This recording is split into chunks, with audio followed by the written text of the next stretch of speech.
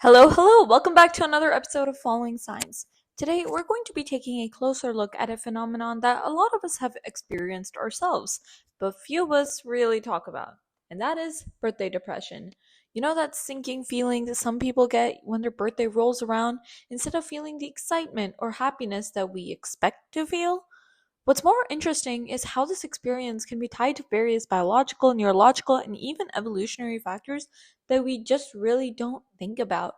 Because who really thinks about neurological factors affecting their birthday depression when they're depressed on their birthday? Nobody. Well, this is a solo episode where I'm going to walk you through some fascinating science behind why birthdays can trigger sadness, anxiety, and even depression. We'll look at everything from neurotransmitters and stress hormones to circadian rhythms, biological aging, and the mind body connection. We're also going to touch on how evolution and our internal expectations might be fueling these emotions and why. Sometimes it's more than just psychological. So get comfortable because we're going to deep into the science of birthday blues. To kick things off, let's start with the brain, specifically with neurotransmitters. Neurotransmitters are chemical messengers that transmit signals between nerve cells. These signals control everything from how we feel, to how we move, to how we respond to our environment. And when it comes to birthday depression, the two neurotransmitters we need to focus on are serotonin and dopamine. Serotonin, as many of you may know, is often referred to as the feel good chemical. It's crucial for maintaining a sense of well being and emotional stability. When serotonin levels are high, we feel calm, happy, and satisfied. That's also kind of why I like to call serotonin like the happy hormone, because in the end, it's whether we feel happy or not. Now, when serotonin levels drop, the opposite happens, of course. We can start feeling irritable, anxious, or even depressed. Birthday often brings around a time of reflection where you might start thinking about where you are in life, the goals you've achieved, and the things you haven't. I know for me specifically, every time my birthday rolls around and I think about how old I'm getting, I kind of just go into this sadness or depressive state where I'm thinking about all of the things that I should have achieved right now because I'm comparing myself to really huge exceptions. And then I get sad, not realizing that everything and everybody takes their own time in different things, and everybody has their own path, and that path might look different for everybody else. Again, like for example, my path could be 10 years long, whereas somebody else's path could be 7 years long to get to the same exact place, and that's okay. But when our birthdays come around, we don't really think about that specifically, and we go into something called a negative thinking pattern, and that reduces our serotonin levels because we're thinking negatively. We're thinking about how we're not where we want to be, or how other people have already achieved so much and we haven't. But the problem is, as humans, we often tend to underestimate ourselves, which kind of plays into the fact that we don't think that what we do is good enough. Like, I could have six startup businesses right now and I could still go on my birthday, I'm not doing anything. Well, that's not true. And we often tend to underestimate our own actions, which is exactly why it is so important to break out of this negative thinking pattern, because we don't realize that we've done so much. And if we look back and think of our younger self and we're like, oh, would my younger self be proud of me today? And the answer is yes, they would be, because chances are your younger self would look up to the person who you are today. So it is important to recognize your wins and recognize the progress that you've made as both a person, in your career, in your relationships, in your love life, everything. It's important to realize the progress you made, the growth you've made through becoming a better person, maybe a stronger and more resilient one because of the challenges you to face that year, which is exactly why, again, it is so important to start off your birthday on a good note with a positive thinking pattern, because that kind of sets the stage for the rest of the year, how it's going to go, how much you're going to achieve. So, one of the biggest things I honestly like to do, and I'm kind of getting off track here, but I'll come back really soon. But one of the biggest things I like to do on my birthday is just reflect on the good things and reflect on how I want the next year to be. For example, if I made a commitment to myself on my birthday that I want to work out at least 4 days a week, then I'm going to try and stick to that commitment, because I kind of like to think of birthdays as a new year in the sense, because it is a new year for us, not for everybody else, but it's a new year for us. So it's the time to get up and forget everything that happened in the last year, except for, of course, your growth and the good things that happened, and move on with your life, because this is a way you can start anew, start fresh. And of course, if your birthday's not around, you can always start fresh. It just takes a mindset reset, which honestly can be done overnight, as long as you're okay with being consistent and sticking to that struggle rigorous schedule. Because in the end, while working out for next 2 months might seem hard, for 4 days a week it might seem hard, on the third month I guarantee you it'll become such a good habit that it doesn't even seem hard anymore. It just feels like a part of your life is, or part of your day rather, is missing if you don't do that certain thing. Okay, let's go back on track. Now, we were talking about serotonin, and it's really important to realize that serotonin is also influenced by your circadian rhythms, which I'll talk about in more detail later. But what's really important to understand here is that serotonin doesn't just act in isolation. There's a constant interplay between serotonin and other neurotransmitters like dopamine. Now, dopamine is also a happy chemical. It's known as the brain's reward chemical. So, reward, happy, you see what I mean. It's released when we experience something pleasurable or when we achieve a goal, and it motivates us to keep pursuing rewards. On birthdays, dopamine can become a key player, especially if the day doesn't live up to your expectations. Birthdays are often laden with societal pressure. There's this unspoken rule that it has to be an extraordinary day, but when it falls flat or when you don't receive the attention you expected, your dopamine levels may not rise as much as you anticipated. This discrepancy can cause a dopamine crash, leaving you feeling disappointed or unfulfilled. Now, again, I might go a little bit off track here, but I just want to mention that on my birthdays, I used to have a feeling of a dopamine crash, just because I had so many expectations that my friends will do this, my parents will do this, I'm going to have a surprise birthday party. And honestly, sometimes those expectations would not get fulfilled, and I wouldn't realize the things everybody has done for me because I would be too busy dwelling on what hasn't been done. And that kind of ruined my birthday for a long time. So, what I started to do in these last few years is just stopping those expectations. Like now, when somebody asks me, what do you plan to do on your birthday? What are your expectations? I'm like, I have no expectations. I just want to spend time with the people I love, which includes my family, my best friends. Like, I just want to spend time with them. I don't really care if they do anything special or not, because that time itself is special to me. And guess what? The years I stopped having those expectations, my birthday started to become a lot more joyful, because I started to realize that it's not really the outward things that matter. Because in the end, if it's the birthday party or the gifts you're looking for, then you're kind of looking to play into that societal pressure or societal validation that you need to get these many gifts on your birthday because it shows how many people like you. You need these many people to post you on a story saying happy birthday. Like, no, that doesn't have to be the case. If there are 5 people who really put thought into your gift, for example, that should be worth more to you than 10 people who gave you a gift, but that gift is a gift card and it's not really as meaningful as you would like it to be. So once you stop having those expectations about your birthday, it genuinely just becomes more joyful, because you start to enjoy the things that have already been done for you and become grateful for them. And so what I realized for the last few years is it's easier and better and more peaceful in that sense, because you're not stressing out as much, like who's going to do what on your birthday. And it just makes your birthday honestly so much better. Now let's go on into what we were actually talking about and switch to cortisol, the infamous stress hormone. Cortisol gets a bad rep, but it's actually crucial for our survival. Now I know what you're thinking: stress hormones, how is it crucial for our survival? Well, it's part of our flight or fight response and helps us deal with stress. However, chronically elevated cortisol levels, like those experienced when you're under emotional or mental stress, can suppress the production of serotonin and dopamine, making it harder for your brain to regulate your mood.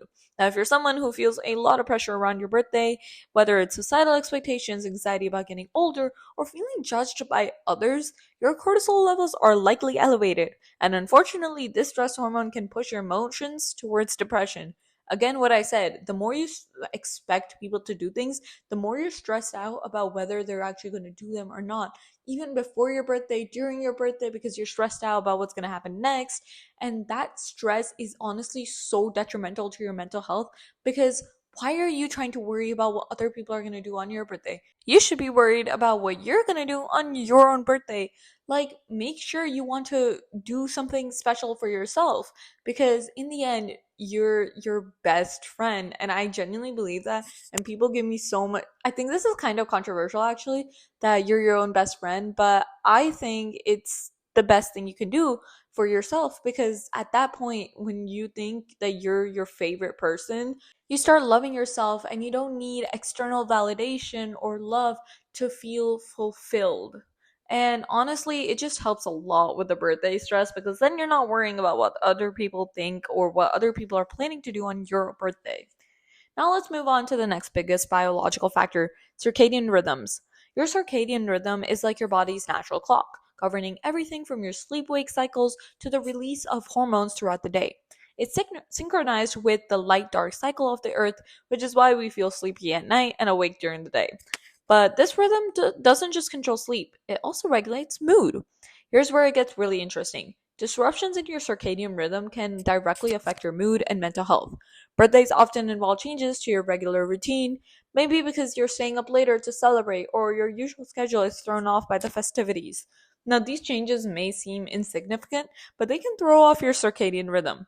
When that happens, your sleep quality is affected. And as many of you know, poor sleep is closely linked to mood disturbances, including depression and anxiety. Maybe that's why a lot of college students have mood disturbances and anxiety, probably because of a very, very poor sleep schedule. Now, let's also think about seasonal factors, because that's important. If your birthday happens to fall during a season when the days are shorter and there's less sunlight, like in the winter, you might expect, or rather experience, a decrease in serotonin production due to a reduced exposure to sunlight. This is a key factor in seasonal affective disorder, or SAD, which conveniently is SAD, which affects many people during the winter months. Birthdays that coincide with these seasonal changes can worsen the symptoms of SAD, leading to more intense feelings of depression. Moreover, your melatonin levels, which regulate sleep, are tied to your circadian rhythm as well.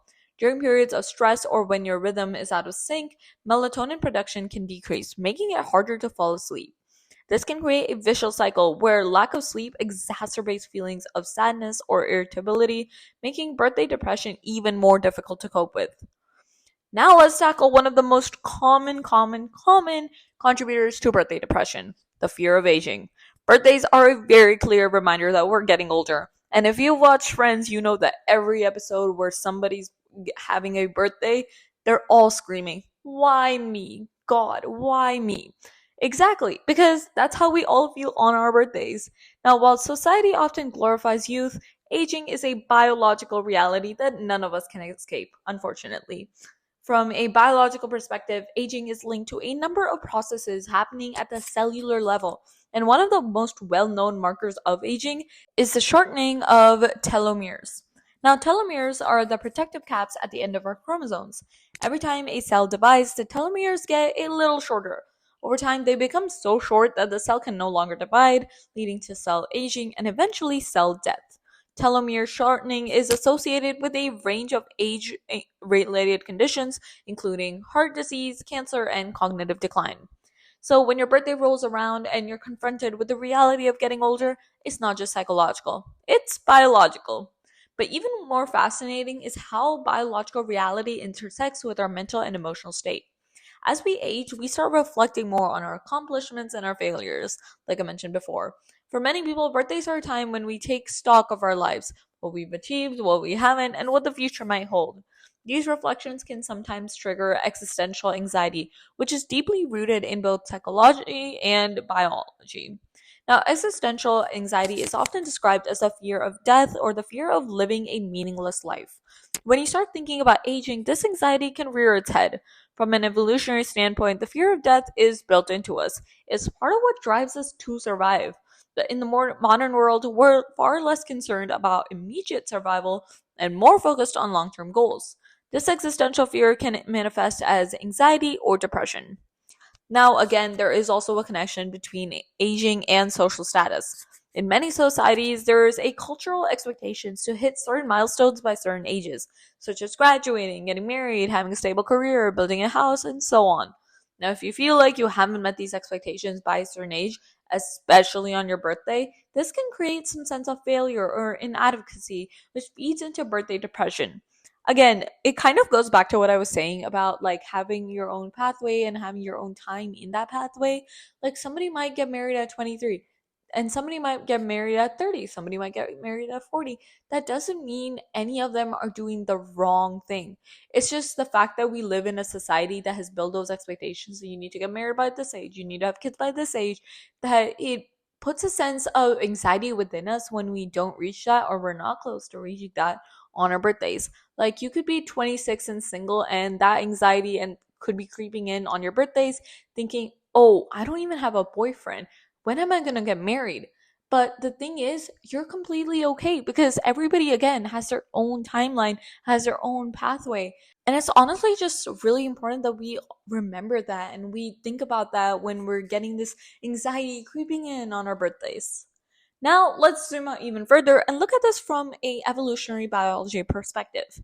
Humans are social animals, and throughout history, we've marked important life transitions with rituals and ceremonies, or rather, celebrations, such as birthdays, weddings, coming of age ceremonies, and so on. These milestones are significant because they signal changes in our social roles and status within the community. But what happens when you don't feel like you're progressing between one birthday and the next? This is where the evolutionary biology can give us some insights. In our early history, life transitions like reaching adulthood, becoming a parent, or gaining status within a group were crucial to survival. If you didn't meet these milestones, it could be a threat to your survival and reproductive success. Now, while we no longer live in a small tribe where survival is directly tied to status, our brains haven't fully caught up with the modern world. Today, birthdays might trigger a subconscious expectation for progress. If we feel like we haven't achieved enough between birthdays, our brain may interpret this as a failure to advance, which in ancient times could have been a signal of social stagnation or failure to thrive. This sense of not being able, or rather not being where we should be, can lead to feelings of inadequacy, anxiety, or depression. Interestingly, birthdays can also mark a period of self assessment. From an evolutionary perspective, self reflection is a double edged sword. Again, like I mentioned before, it can lead you down a very, very, very negative pathway if we go into that thinking pattern, and it can cause us to constantly compare ourselves to others or our own past goals, and it can lead to dissatisfaction, especially if we feel like we're falling short. Now, speaking of comparison, we can't ignore the role of social media in amplifying birthday depression. Social media creates an environment where we are constantly bombarded with images of perfection. Perfect lives, perfect celebrations, perfect relationships. On your birthday, this pressure is magnified. We see other people throwing lavish parties, receiving countless birthday wishes, and posting pictures of themselves surrounded by friends and family. If your birthday doesn't look like that, it's easy to feel like you're missing out. But here's the kicker: social media triggers dopamine. Every time you get a notification or like, your brain releases a little bit of dopamine. It feels good, but it's also addictive. When you post about your birthday and don't get as much attention as you hoped, it can lead to a dopamine dip, similar to what we discussed earlier. This can make birthday depression even worse. So, now that we've covered the biological and evolutionary reasons behind birthday depression, what can we do about it? Well, one of the first thing is to do is adjust expectations. Birthdays don't have to be perfect, and it's okay to feel a mix of emotions on your birthday. Recognizing that these feelings are natural and even biologically rooted can be the first step in coping with them. Now, another important strategy is to take care of your circadian rhythm. This means sticking to a consistent sleep schedule, getting enough sunlight, and being mindful of how disruptions to your routine might affect your mood. It's also helpful to engage in activities that boost serotonin and dopamine naturally, like exercise, spending time with loved ones, or engaging in creative outlets. Lastly, if you're struggling with existential anxiety or negative self reflection, it might help to reframe your thinking. Instead of focusing on what you haven't achieved, try focusing on the progress you made, no matter how small. Write it all down. Be grateful that you've had the opportunity to do this. Be grateful you've had the time to fulfill a lot of the things that were on your list. You don't have to fulfill all of them, but if you fulfilled one, you still fulfill something and you still completed your task and you should be happy. Now, lastly, we have to remember that aging is just a normal biological process. It's something we all go through and it doesn't define your worth. Now, as I wrap up this episode of Falling Signs, I hope this deep dive into biology and psychology of birthday depression has given you some new insights into why we feel the way we do around our birthdays and how we can navigate these feelings with a little more compassion for ourselves. If you enjoyed this episode, be sure to subscribe and share it with anyone you think might benefit from hearing this. Thanks for listening, and until next time, keep following signs. This is your host, Rucha Raparel, signing off.